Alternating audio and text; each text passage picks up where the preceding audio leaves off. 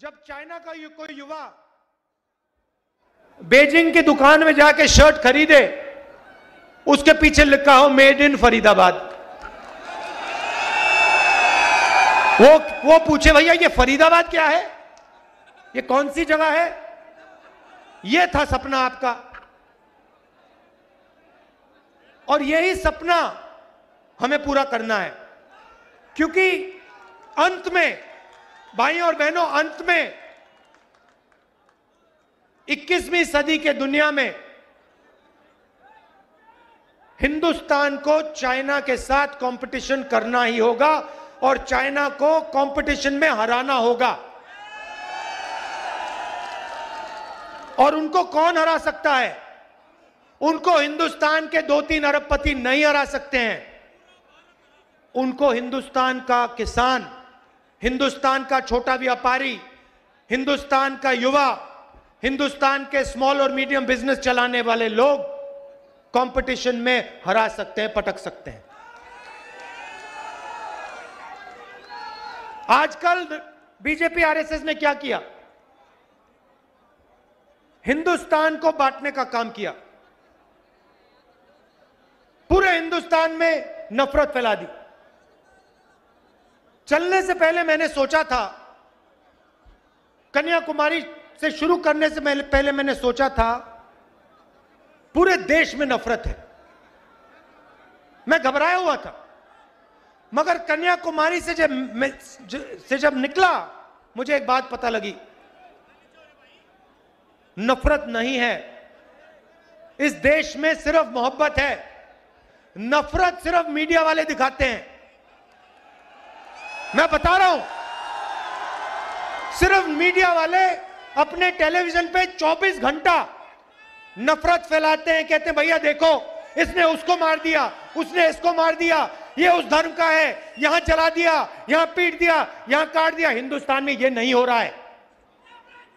चुने हुए लोग नफरत फैला रहे हैं, मगर हिंदुस्तान का आम नागरिक, हिंदुस्तान का आम किसान, हिंदुस्तान का युवा मोहब्बत की बात कर रहा है, एक साथ चलने की बात कर रहा है, हाथ मिलाकर आगे बढ़ने की बात कर रहा है।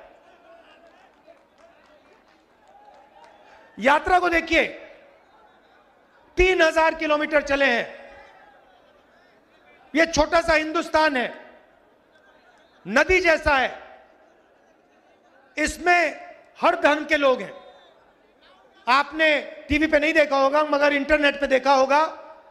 इसमें हिंदू, मुस्लिम, सिख, ईसाई सारे के सारे चल रहे हैं, हर जात के लोग चल रहे हैं। इसमें अमीर लोग चल रहे हैं, गरीब लोग चल रहे हैं, किसान, मजदूर, हर भाषा बोलने के लोग चल रहे हैं। और आपको इस यात्रा में नफरत नहीं दिखाई देगी। आप पूछिए, इस यात्रा में आप पूछिए, किसी से पूछिए, क्या इस यात्रा में आपसे आपका धर्म पूछा गया? क्या इस यात्रा में आपकी जात पूछी गई? क्या आपको धमकी दी गई? क्या आपको मारा गया? नहीं, सिर्फ मोहब्बत और इज्जत।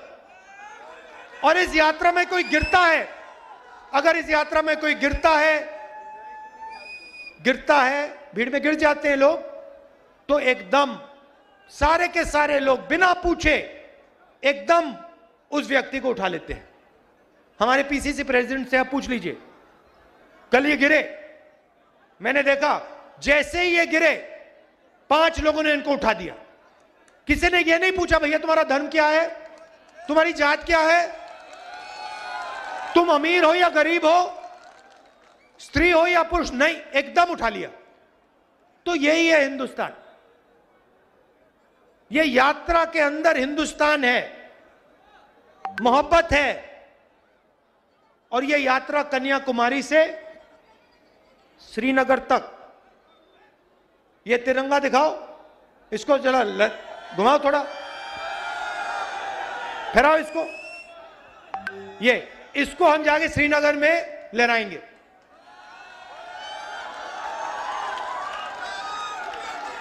और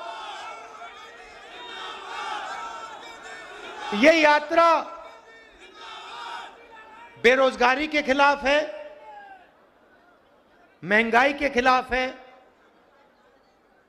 डर के खिलाफ है और नफरत के खिलाफ है।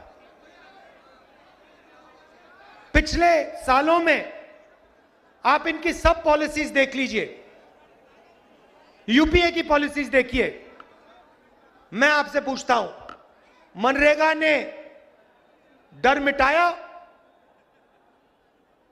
डर मिटाया मनरेगा ने मजदूरों के दिल में? जब हमने किसानों की कर्जा माफी की, डर मिटाया? जब जमीन अधिग्रहण बिल लाए, डर मिटाया? मिटाया? नोटबंदी ने डर मिटाया? गलत जीएसटी ने डर मिटाया? कोविड के समय इन्होंने जो किया उससे डर मिटा?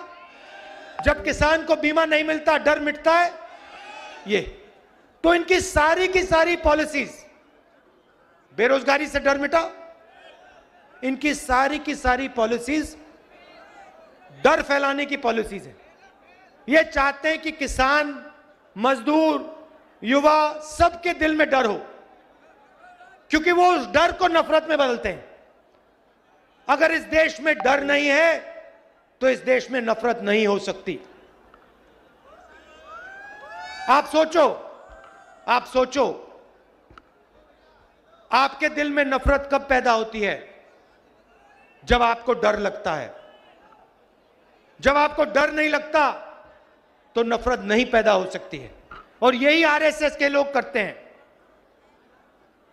ये डर फैलाते हैं और फिर उस डर को नफरत में बदलते हैं। हम कहते हैं डरो मत, और हम मोहब्बत फैलाते हैं। हम एक हिंदुस्तानी को दूसरे हिंदुस्तानी से गले लगाते हैं। ये हमारा काम है।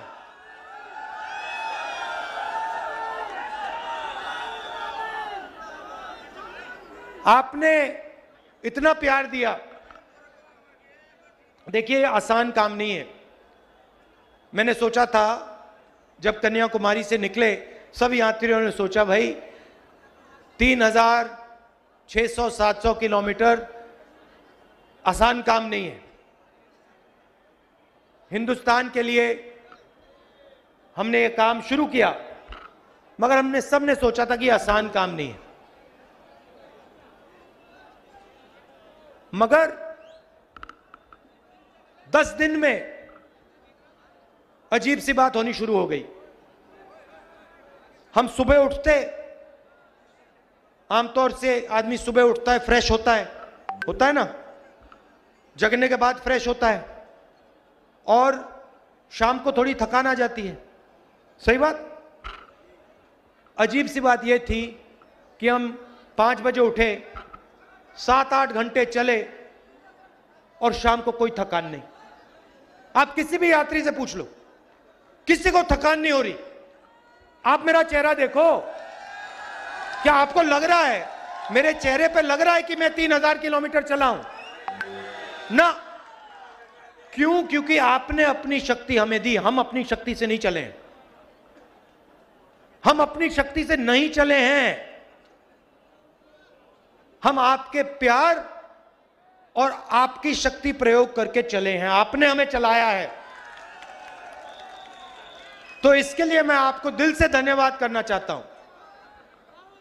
लाखों करोड़ों लोग आए, हर स्टेट में आए, हर जात के लोग, हर धर्म के लोग, गरीब लोग, अमीर लोग, माताएं, बहनें, सब आए। सब ने अपना प्यार दिया, मदद की। किसी को चोट लगी, पट्टी की, चाय पिलाई, खाना दिया। हिंदुस्तान ने हमारी मदद की है और हम इसको कभी नहीं भूलेंगे, पूरी जिंदगी भर नहीं भूलेंगे। और जो आपने हरियाणा में हमारा स्वागत किया, जबरदस्त स्वागत आपने हमारा किया, इसको हम कभी नहीं भूलने वाले हैं।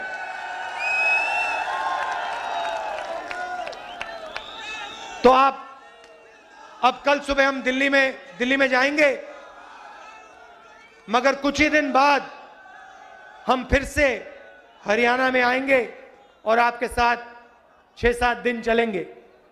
आप सबका फिर से बहुत बहुत धन्यवाद। आप रात के समय यहां आए, इसके लिए मैं बहुत आभारी हूं। नमस्कार, जय हिंद। जब नरेंद्र मोदी जी 2014 का चुनाव लड़ रहे थे, जब वो 2019 का चुनाव लड़ रहे थे, तो उन्होंने